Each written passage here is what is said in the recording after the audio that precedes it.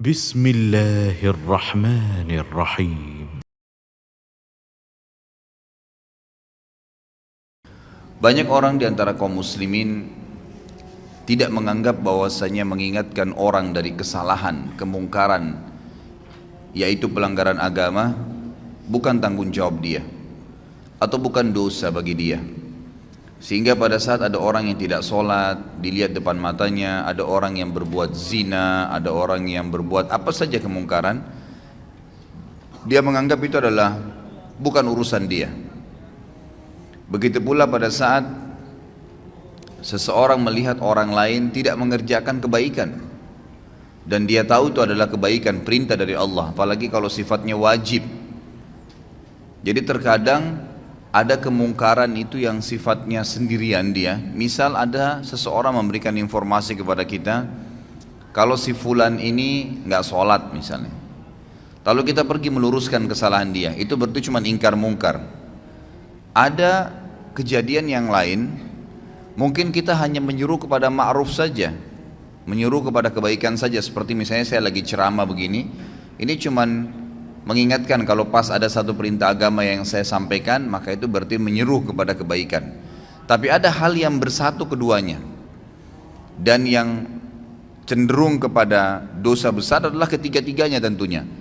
Yang bersatu, misal ada orang yang tidak sholat, maka kita pungkirin, kenapa nggak sholat akhi, kenapa nggak sholat ukhti, itu namanya ingkar mungkar.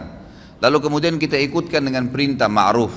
Misal kita mengatakan sholat itu kan wajib, Allah yang wajibkan, berarti itu menyeru kepada kebaikan. Ini gabungan antara keduanya, gabungan antara keduanya. Jadi semua ketiga contoh tadi itu masuk dalam kriteria dosa besar yang kalau orang tidak melakukannya. Yang lebih fokus lagi kata ulama adalah masalah yang ketiga, yang digabungkan, Saya rincikan dulu. Kalau yang mungkar saja tadi, misal saya dilaporkan oleh seseorang, si fulan nggak sholat, si fulan niat mau berzina, si fulan niat mau kerja di tempat riba, tolong Ustadz nasihatin. Saya lalu datang dan menasehatinya. Ini ingkar mungkar saja, ingkar mungkar saja. Nah ini kalau diminta kepada saya untuk meluruskannya, maka wajib saya harus bisa meluruskan. Kalau saya tidak luruskan, saya dosa besar, karena saya membiarkan orang terjerumus dalam perbuatan dosa besar itu. Tapi kalau yang sedang dia lakukan dosa kecil dan saya tidak luruskan, saya tidak ingatkan, berarti saya termasuk melakukan dosa kecil. Kalau menyeru kepada kebaikan, misal kayak ceramah seperti ini, maka ini lebih cenderung kepada hukumnya sunnah, kecuali memang ada satu kasus terjadi. Seperti contoh besok Natal misalnya, lalu saya tahu ada kaum muslimin yang melakukan perbuatan ikut-ikutan, lalu saya tidak luruskan, saya tahu itu, saya tidak coba menyampaikan yang ma'ruf, gitu kan. Maka berarti perintah agama memerintahkan agar kita merayakan Idul Fitri Idul Adha dan tidak ada hari raya yang lain, mengingatkan kepada ma'ruf. Saya tidak ingatkan, maka saya berdosa besar. Tapi kalau umum saja penyampaian ceramah, itu hukumnya sunnah saja kalau dia sampaikan secara umum, gitu kan. Kemudian ada yang gabungan antara ingkar mungkar dan ambil ma'ruf tadi. Seseorang yang sedang tidak sholat di hadapan kita, lalu kita ingatkan, luruskan, lalu sekaligus kita sebutkan fadilah daripada ibadah itu, berarti menggabungkan keduanya. Lebih cenderung Imam Az-Zahabi mengatakan semua masuk dalam kriteria dosa, tapi ada rincian tadi. Cuman kalau digabungkan keduanya, ini sudah jelas dosa besar, mutlak, tidak ada lagi pendapat lain. Misal ada orang depan mata kita jelas-jelas berbuat kesalahan pelanggaran agama, ya, maka di sini wajib bagi kita untuk memungkirinya. Kalau tidak, dan sekaligus menggabungkan dengan ma'ruf, ya, diingatkan. Jadi jangan sampai teman-teman cuma bilang orang lagi berzina, jangan kamu zina, haram dalam agama. Itu nggak cukup. Itu cuma ingkar mungkar. Harus digabungkan. Apa alasannya? Apa solusinya buat dia? Karena zina itu perbuatan yang fahisyah, perbuatan yang buruk. Bayangkan kalau nanti perempuan yang kamu zinain ini hamil, bagaimana nanti citra nama kamu di keluargamu, di masyarakat? Bagaimana nanti kalau dia hamil kamu menghadapinya? menggugurkan juga adalah dosa haram yang lain. Kalau kamu punya anak, anaknya haram. Jadi kita berikan ma'ruf, ya. Berikan selain ingkar mungkar, melarang dia, kita sampaikan juga kebaikan-kebaikan. Ada orang tidak sholat, tanya, kenapa akhi nggak sholat, gitu kan? Itu sudah ingkar mungkar ya, kenapa nggak sholat? Lalu kita masuk kepada ma'ruf.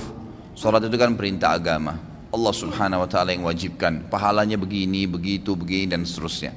Maka ini penggabungan antara amr ma'ruf dan nahi mungkar. Kalau ada orang yang mengalami keadaan tadi, dia melihat depan matanya kemungkaran dan dia tidak pungkirin, dia termasuk orang yang melakukan dosa besar.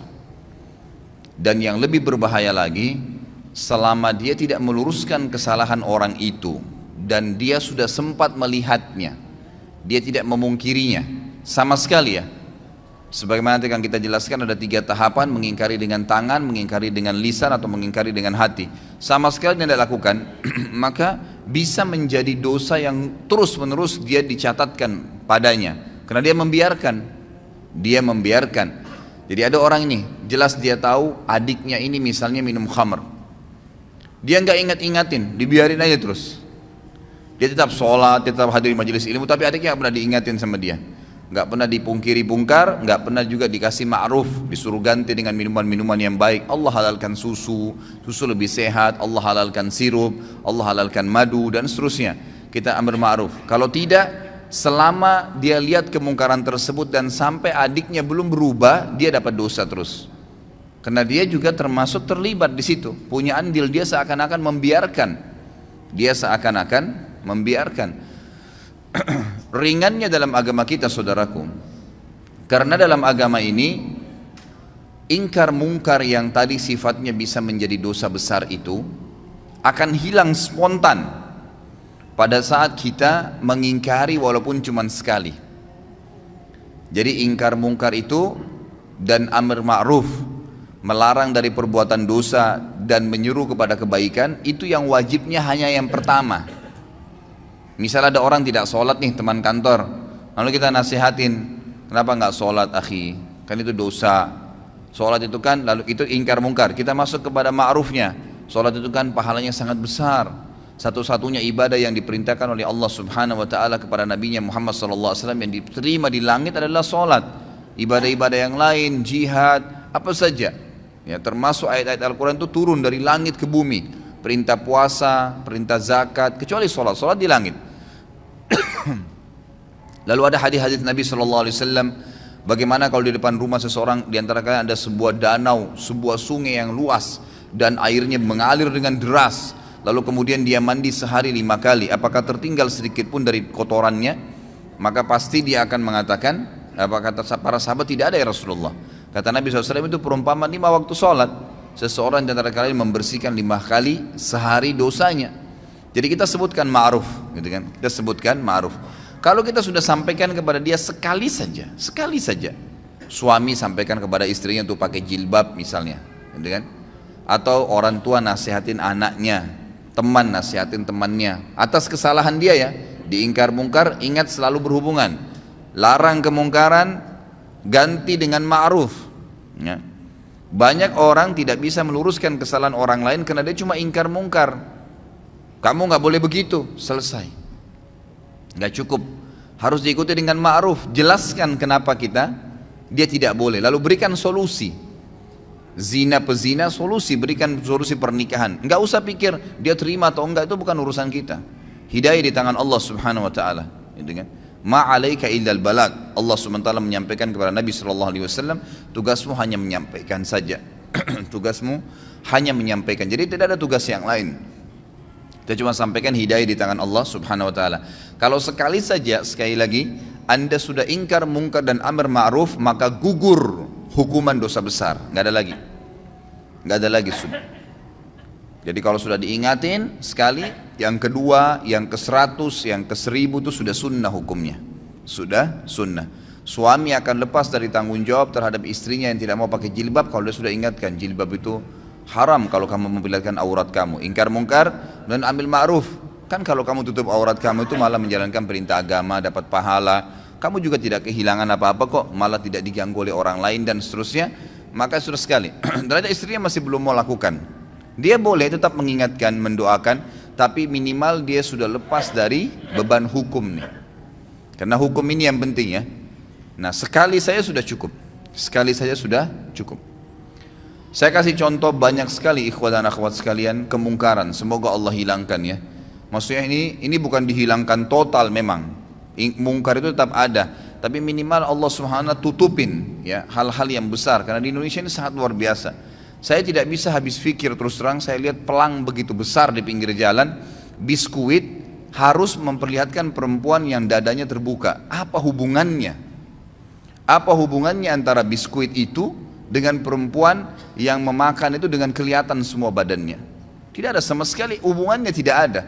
Jadi orang sebenarnya lebih melihat kepada artis yang sedang ada di pelang itu. Tapi yang berbahaya adalah kita ini lewat di pelang itu. Berapa banyak pelang yang kita lewatin penuh dengan iklan sampo perempuan tidak pakai jilbab, iklan biskuit tadi yang ini. Belum sekarang karena dibiarkan makin jadi. Saya kaget melihat ada di salah satu jalan, poros jalan besarnya luar biasa iklan itu, iklan celana dalam laki-laki. Dan laki-laki itu betul-betul dikasih gambar hanya pakai celana dalam. Ini luar biasa ini. Ya, semoga Allah berikan hidayah ya. Ini negara kita berbahaya sekali kalau kita biarkan terus begini ya. Jadi ini tidak boleh. Ya, harus ada batasan gitu kan. Mungkin seorang laki-laki ini pun kalau ya seorang laki-laki tampil dan memang di sebelahnya ada dus celana dalamnya, orang sudah paham. Oh iya, ini sudah ada. Jadi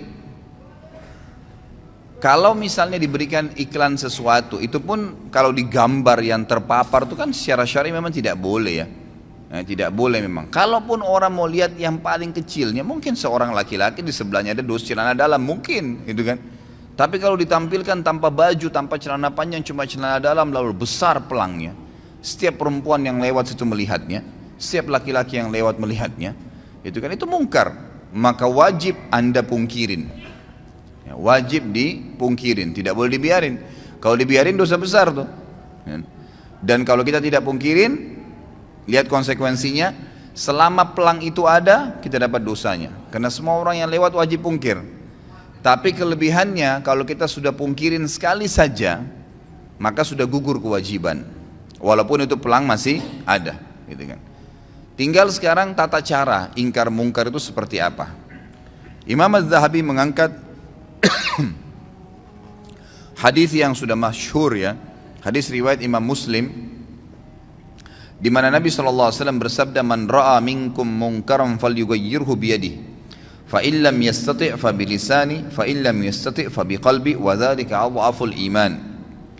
Barang siapa di antara kalian melihat suatu kemungkaran, pelanggaran-pelanggaran agama, maka hendaklah ia segera mencegahnya dengan tangannya. Tangan ini kata para ulama adalah kemampuannya, power yang dia milikin. Misal orang tua kepada anaknya, dia punya wewenang, anaknya lagi mabuk diambil minuman kerasnya misalnya, atau dia tidak memberikan kebutuhannya kalau anaknya masih suka jalan dengan teman-temannya yang nakal-nakal, ditahan sama dia fasilitas, nggak boleh tinggal di rumah kalau emang tidak mau sholat misalnya. Ya memang itu kewajiban dia, dia boleh, dia punya hak untuk itu. Atau atasan kepada bawahannya, kerja di sini wajib pakai jilbab, kerja di sini wajib sholat 5 waktu, yang tidak mau keluar. Sayangnya banyak orang-orang muslim ini, pengusaha-pengusaha yang paling diprioritaskan itu adalah kamu harus datang on time ya. Itu apa nggak masalah. Jam 7 pagi kamu harus hadir di sini, kalau lewat berapa menit saya potong gaji kamu. Kamu harus keluar jam begini, kamu harus pakai baju yang seperti ini. Dia peduli tentang urusan dunia, tapi masalahnya dia tidak peduli dengan urusan akhirat pegawainya. Dia tidak marah sama pegawainya kalau azan nggak sholat. Bahkan kadang-kadang lebih didahulukan untuk urusan dunia. Mungkin saya pernah sampaikan, saya wajibkan pegawai saya di toko sama restoran saya di Kalibata itu wajib untuk berhenti, nggak boleh. Yang tidak mau ikutin terlambat sholat saya berhentikan, nggak bisa. Saya tidak butuh duit, saya bilang. 10 menit sebelum azan berhentikan orderan, nggak boleh, gitu kan. Sampai ada teman saya akhirnya ketemu dari Saudi, dia bilang saya pas masuk di restoran antum, saya belum tahu kalau itu restoran antum deh. Pas saya duduk, gitu kan, Langsung dibilang maaf, orderan sekarang nggak bisa lagi, 10 menit lagi azan. Dia bilang ini saya baru temukan ada restoran begini di Indonesia ini. Ya, belum pernah ada yang larang kita mau pesan makanan 10 menit mau azan katanya. Terus kemudian saya bilang kayaknya pemilik restorannya berarti tahu agama nih. Beberapa waktu kemudian dia ketemu sama saya ngobrol-ngobrol, baru dia tahu waktu restoran saya. Dia bilang, oh pantas dulu waktu saya mau makan nggak boleh sholat, nggak boleh makan kecuali sudah sholat. Gitu.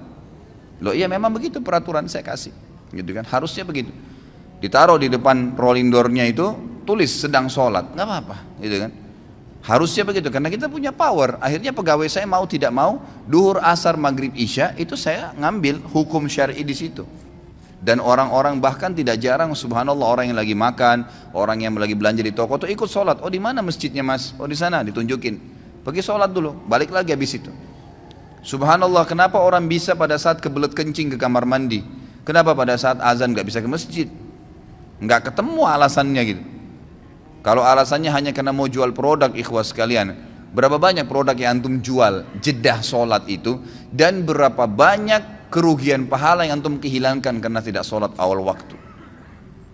Orang kalau meninggal ikhwas sekalian, ini antum camkan baik-baik kata-katanya. Kalau kita meninggal, tidak ada keinginan sedikit pun untuk kembali ke mobil mewah kita. Tidak ada keinginan sedikit pun untuk kembali kepada istri yang cantik atau suami yang gagah. Tidak ada keinginan lagi untuk kembali melihat anak-anak. Nggak ada keinginan lagi untuk menikmati ranjang yang mewah. Nggak ada keinginan lagi menikmati rumah yang bagus. Nggak ada lagi. Semua orang yang meninggal, apa kata Allah SWT? Ya, orang-orang itu akan mengatakan, Rabbirji'un, ya Allah kembalikan saya, la'alli a'malu salihan fima tarakt. Siapa tahu saya bisa, kalau saya bisa kembali lagi ke dunia, ya, saya akan kembali dan saya akan beramal soleh.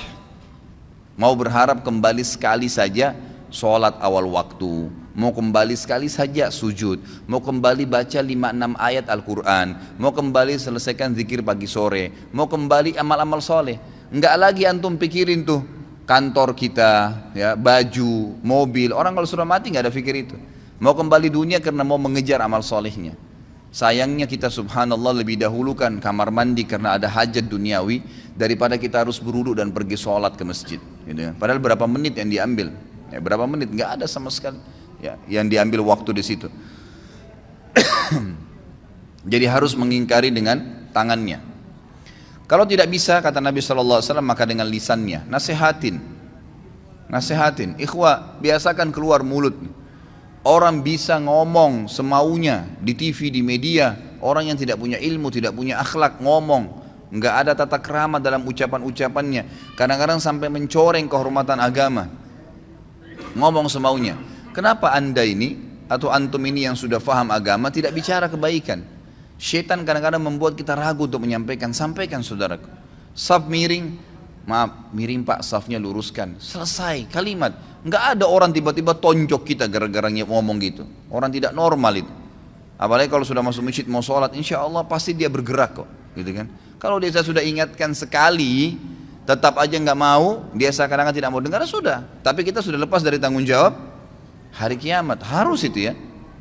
Dalam sebuah hadis yang sahih riwayat Imam Ahmad kata Nabi SAW, siapa yang lihat kemungkaran pada seseorang dan dia tidak memungkirinya secara sengaja nih, betul-betul dia tahu di depan matanya. Jadi bukan misal ada orang berbuat mungkar di layar TV, kita nggak mungkin pungkirin kan? Maksudnya tidak mungkin pungkirin dengan tangan ya, bisa dengan hati mendoakan. Tapi di sini kalau ada orang yang lihat depan matanya, dia tidak pungkirin dengan tangannya, dia tidak pungkiri dengan lisannya, maka ini berbahaya sekali. Selama itu ada maka akan menjadi dosa, selama dia lakukan akan menjadi dosa buat dia. Tapi dia kalau pungkirin sekali lepas dari beban hukum. Tapi hadis ini sangat tegas nih. Siapa yang lihat kemungkaran pada diri seseorang lalu dia tidak pungkirin dengan tangannya kah, dengan lisannya kah, atau nanti saya jelaskan dengan hati yang selemah-lemah iman di situ, maka orang yang berbuat mungkar itu akan datang hari kiamat di depannya Allah, lalu mencekik leher orang yang melihatnya berbuat mungkar dan berkata, ya Allah, orang ini lihat saya buat mungkar dan dia tidak ingatkan, maka hukumlah dia. Bayangin tuh. Jadi kita nggak boleh masuk surga sendirian. Ingatkan orang saudaraku, lisan itu ucapkan kalimat yang baik. Kata Allah SWT dalam Al-Quran, wa mathulu kalimatin tayyibatin kasyajaratin tayyibatin asluha thabitun wa far'uha fis sama.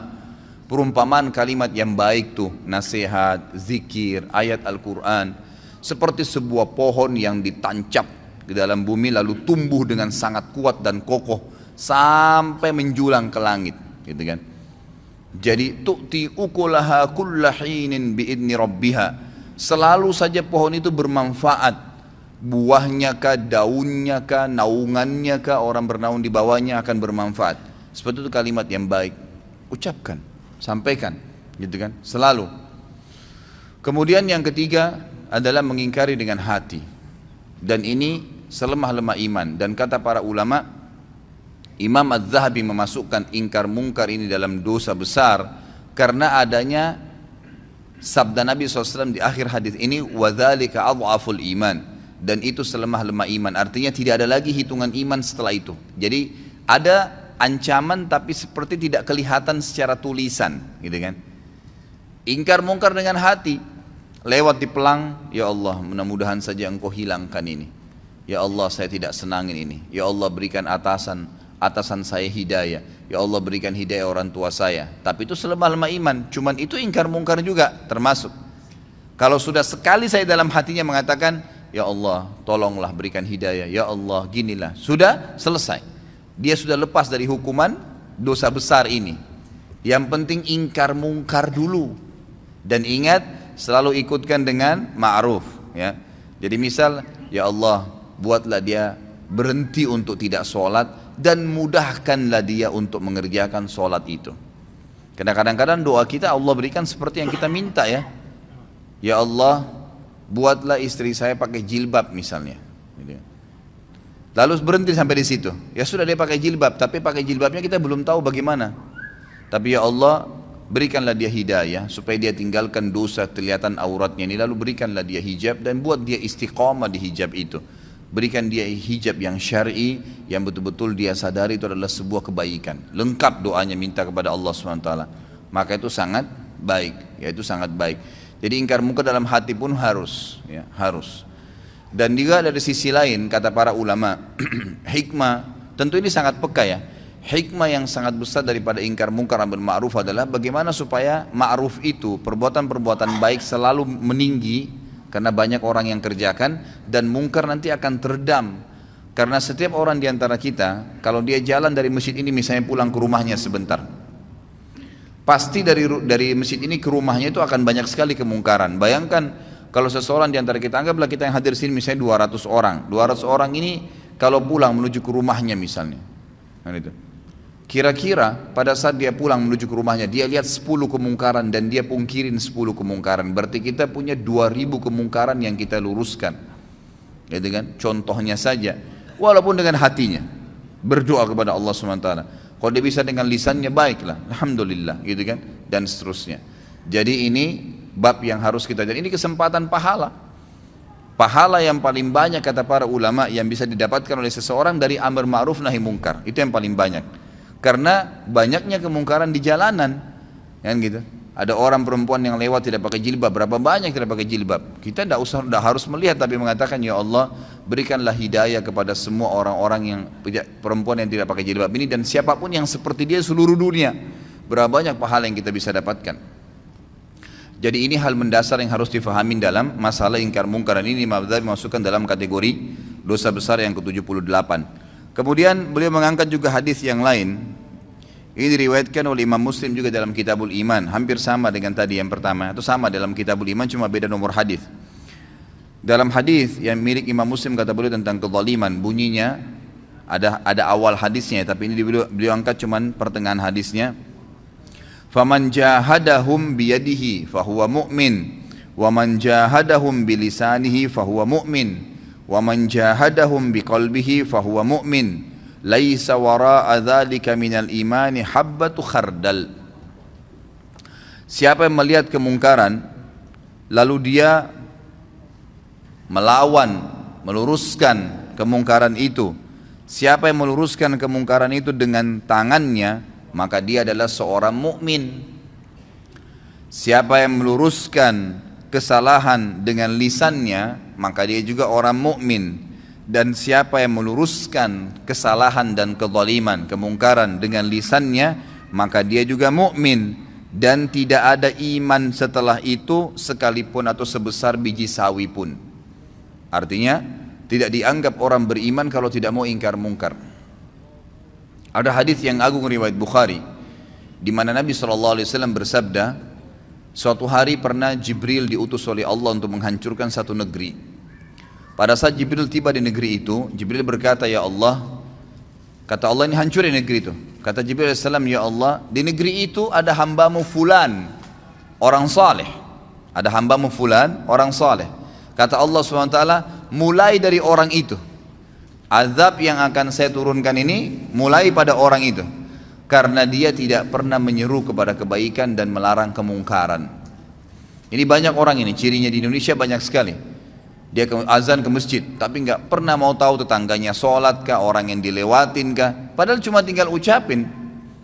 Saya kadang-kadang kalau lewat di masjid dekat rumah saya, lagi duhur, banyak penjual-penjual ya kaki lima atau orang yang mampir, mereka istirahat di teras masjid, tapi nggak sholat. Nggak sholat, subhanallah ya, semoga Allah berikan hidayah. Saya lewat cuma mengatakan, Pak, Mas sholat Pak, padahal sudah dengar azan tuh kan, mereka tetap duduk aja. Kita coba ingatkan, Pak, Mas sholat. Kan? Kadang-kadang ada ibu-ibu juga situ jual gado-gado, Bu, duhur Bu, sholat. Hanya itu saja. Tidak pernah tuh ada yang ngomong kasar sama saya. Yang ada cuma, oh iya terima kasih Pak, cuman gitu saja.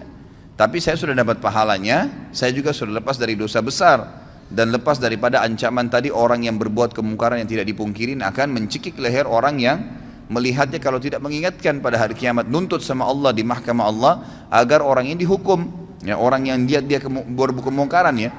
Makanya di sini harus kita biasakan diri kita, ikhwas sekalian. Yakinlah bahwasanya agama ini adalah agama yang lurus, agama yang benar, agama yang paling diterima di sisi Allah Subhanahu wa taala. Maka kita harus bangga dalam menjalankan agama ini. Banyak orang tidak mau amar ma'ruf nahi mungkar, tidak mau menyuruh kepada kebaikan agama yang tidak mau larang dari kemungkaran. Itu karena alasan mungkin dia masih belum yakin tentang kebenaran agama. Kalau dia yakin, kenapa harus ragu? Kenapa harus ragu? Akhwat kita di belakang sana, kenapa ragu? Ukhti pada saat ketemu dengan seorang muslimah tidak pakai jilbab, tanya dia, kenapa enggak beli buku? Buku sering saya bawain, buku-buku ada dulu, saudariku apa yang menghalangi untuk berhijab, harganya mungkin cuma 10 ribu, 12 ribu rupiah. Beli 10 biji, 100 biji, sedekahkan, setiap ketemu orang, bagi, gitu kan, kasih. Itu nanti yang kita harapkan dan kita bersyukur pada Allah pada saat meninggal, berharap bisa mengulangi perbuatan-perbuatan itu. Karena sudah tidak bisa lagi menambah amal pada saat meninggal. Ya tentu kalau laki-laki masih ada pembatas dengan wanita kalau dia mau ngomong dalam syar'i ya. Tapi kalau akhwat kita, berapa banyak kesempatan untuk antunna, untuk kalian maksudnya ya. Kalau laki-laki biasanya dikatakan antum, ya. Kalau perempuan antunna, untuk antunna lakukan, ya. Banyak sekali. Menyuruh perempuan-perempuan itu pakai jilbab, lagi belanja pakaian di pasar tidak pakai jilbab. Bu, assalamualaikum, salam, muslimah iya. Bu, kakak pakai hijab Bu. Ya, mungkin dengan sambil bercanda, ibu kalau pakai hijab cantik juga kok, misal. Itu kan perintah agama. Sambil ngobrol, sambil bayar. Siapa tahu Allah berikan hidayah. Bayangkan kalau semenjak itu kemudian dia pakai jilbab, misal. Dia pakai jilbab. Selama dia pakai jilbab sampai dia meninggal, Anda dapat pahalanya. Karena Anda penyebabnya. Gitu kan? Nabi SAW jelaskan kan, man dalla ala khairin kana lahu mithal ajri fa'ilihi min ghairi an yanqus min ajri fa'ilihi syai'a. Siapa yang menyuruh kepada kebaikan, maka dia akan dapat pahala pelaku kebaikan itu tanpa dikurangin sedikit pun dari pahala pelaku kebaikan itu. Misal saya suruh orang pakai jilbab tadi, kemudian dengan dia pakai jilbab dia dapat 1000 pahala. Maka Allah memberikan saya bonus karena saya menyuruh dia, maka saya akan dapat pahala 1000 seperti dia tanpa mengurangi pahalanya. Itu luar biasa. Maka semestinya kita coba gunakan kesempatan gitu. Saya masih ingat terus ya, terngiang-ngiang teman dekat saya Ali Arimi di Mekah, semoga Allah jaga beliau. Subhanallah sudah berapa tahun putus hubungan, sekarang baru masuk ke WhatsApp saya kemarin. Saya ingat betul dia sama istrinya di Indonesia, waktu masih tugas ngajar dosen di Indonesia 4 tahun, dia sahabat dekat saya. Selalu dia, subhanallah kalau jalan ke mall, jalan ke pasar sama istrinya, selalu dia bawa buku terjemahan bahasa Indonesia dan ditaruh di tas istrinya. Kalau ada pegawai perempuan, apa saja, aksesoris, jual di restoran, apa segala, ditanya, dia suruh istrinya tanya muslimah bukan muslimah. Kenapa nggak pakai hijab, gitu kan? Kadang-kadang cuma dijawab dengan senyum, kadang-kadang oh iya. Ya. Kalau cuma ditanya kenapa tidak pakai hijab, bukan ingkar mungkar ya. Harus ikutin dengan ma'ruf. Begini langsung, ya. Langsung dijawab, langsung diberikan gambaran kenapa nggak pakai hijab. Hijab itu perintah agama loh. Nah, jadi ada ma'rufnya. Ada yang memotivasi dia, jangan di-cut di situ saja. Kenapa nggak pakai jilbab? Dianggap dia dihardik. Tapi kalau kita masuk ke amar ma'ruf, dia merasa dididik, gitu kan? Dengan cara apa? Kita mengatakan pakai hijab itu adalah perintah agama. Bayangkan kalau setiap orang melihat Anda, dan itu dari sini saya tempat kerja, pulang ke rumah, 10 orang yang dilewatin. Mungkin ada tukang becak, tukang gerobak, supir taksi, siapa sajalah orang yang lihat, setiap laki-laki lihat dapat dosa. Ngapain panen dosa itu untuk apa? Misal kita sampaikan, subhanallah, mungkin dia dapat pahala gitu kan. Saya pernah amalkan, saya akhirnya semenjak itu ya, semoga Allah berikan beliau pahala. Saya coba kemanapun saya pergi, saya coba bawa buku-buku. Saya coba bawa buku-buku. Kadang-kadang saya mampir di pinggir jalan penjual buah. Kalau ibu-ibu yang jual saya tanya, muslimah iya. Kadang-kadang cuma pakai topi di kepalanya dianggap sudah hijab tuh. Coba kita ingatkan, bu, pakai jilbab itu dalam Islam wajib bu. Itu kan diperintahkan oleh agama dan leher itu termasuk aurat. Gitu kan. Ada buku, ini ada buku mungkin ibu bisa baca. Ada penjual nasi padang di dekat rumah saya. Pas saya masuk, ini suaminya masya Allah suka hadir di masjid sama saya gitu, dekat rumah.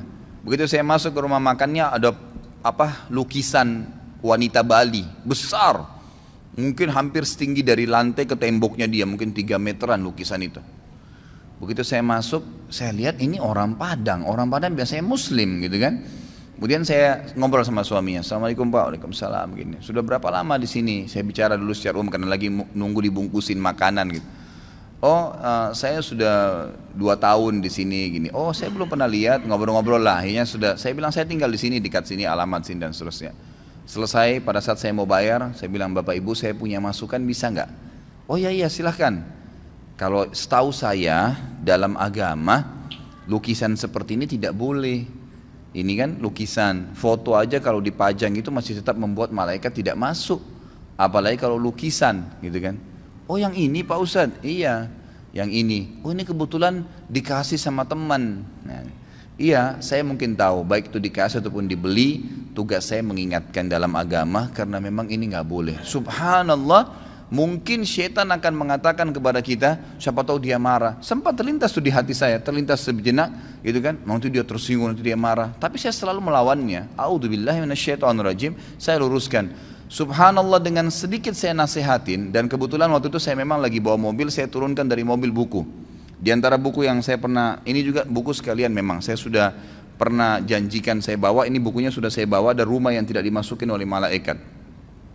Ini ada mungkin, kalau tidak salah berapa ya, ada 30 atau sekian rumah, contoh-contoh rumah yang tidak dimasukin oleh malaikat. Ada, dia pakai F ya. Saya kurang tahu ini jumlahnya, tapi yang jelas ada banyak sekali buku-buku rumah-rumah yang tidak dimasuki malaikat. Rumah orang yang memutus silaturahim, rumah orang yang mendurhaka orang tua, rumah orang yang memakan harta anak yatim, rumah yang memakan harta riba, rumah yang di dalamnya terdapat anjing, rumah yang ditempati oleh syaitan karena tidak ada zikrullah, tidak ada membaca Al-Quran di dalamnya, rumah yang penghuninya terbiasa mencaci maki, baik itu sahabat, orang-orang soleh, orang yang sudah meninggal, rumah ya, yang di dalamnya tergantung gambar dan patung. Nah ini yang disebutkan oleh beliau di sini di halaman 100. Lalu beliau sebutkan sebab pengharaman gambar lukisan tangan, hukuman dan azab bagi orang yang membuat gambar, dan juga hukuman bagi orang yang sengaja memajangnya. Saya kasih buku ini pada saat itu. Ini ada buku mungkin bisa dibaca. Subhanallah, besok saya datang dan sampai hari ini saya masuk ke rumahnya itu nggak pernah lagi ada gambar itu. Kadang-kadang waktu saya mampir saya bercanda, udah nggak ada gambarnya Pak. Iya Pak Ustadz sudah, alhamdulillah. Ya kami juga baru tahu kemarin. Malah sebenarnya mereka tambah dekat dengan saya itu Pak, dengan ingkar munkar dan amar ma'ruf tadi. Yang awalnya syaitan kadang-kadang buat kita ragu, ya, buat ragu. Itu kesempatan, peluang besar untuk mendapatkan pahala. Ingkar munkar, ingatkan. Karena kalau tidak malah berbahaya, sebagaimana tadi saya jelaskan ya. Nabi Muhammad SAW dan para sahabat paling gemar dengan amar ma'ruf dan nahi mungkar. Bahkan kita tahu kisahnya Abdullah bin Umar dan Abu Hurairah radhiyallahu anhum. Abdullah bin Umar dan Abu Hurairah radhiyallahu anhum ini kalau mau sholat, ya mau sholat, mereka sudah tahu misal waktu sholat subuh, duhur, asar, maghrib, isya, jamnya atau saatnya kayak kita sekarang pakai jam ya. Itu mereka berdua ini selalu keluar sebelum waktu, selalu keluar sebelum waktu. Dan selalu setiap kali itu keliling ke rumah kerabatnya, tetangganya dipanggilin. Ayo sebentar lagi sholat, ayo sebentar lagi sholat. Ada yang diketuk pintu rumahnya, ayo sebentar lagi sholat. Terus begitu. Setiap mau sholat lima waktu ini dua orang ini selalu begitu. Terkenal di kalangan sahabat. Jadi sering kali mereka mutar jauh sekalian sampai ke masjid sudah azan. Ini mereka sudah amar ma'ruf sekaligus ingkar mungkar. Gitu. Pahalanya banyak. Barangkan berapa banyak orang yang mendapatkan atau kita dapatkan pahalanya hanya karena dia mendapatkan hidayah, yang mendapatkan hidayah. Ini penting sekali. Sekarang banyak sekali wasilah ya, banyak sekali cara untuk menyampaikan yang ma'ruf dan melarang kemungkaran. Kalau sekarang mungkin dari BlackBerry sudah ada, di WhatsApp sudah ada, dan salah satunya sudah saya bahasakan kan. Ya, bisa diambil, tinggal buka YouTube, ambil ceramah saya, tinggal dipencet ada titik 3 di sebelahnya gambar ceramah saya itu ada bagikan, tinggal ambil share. Bagi kepada teman-teman gratis, yang ngomong saya 2 jam Anda cuma tinggal pindahin, pahalanya sama ya. Apa susahnya daripada kirim gambar yang gak benar gitu kan, gak ada manfaatnya.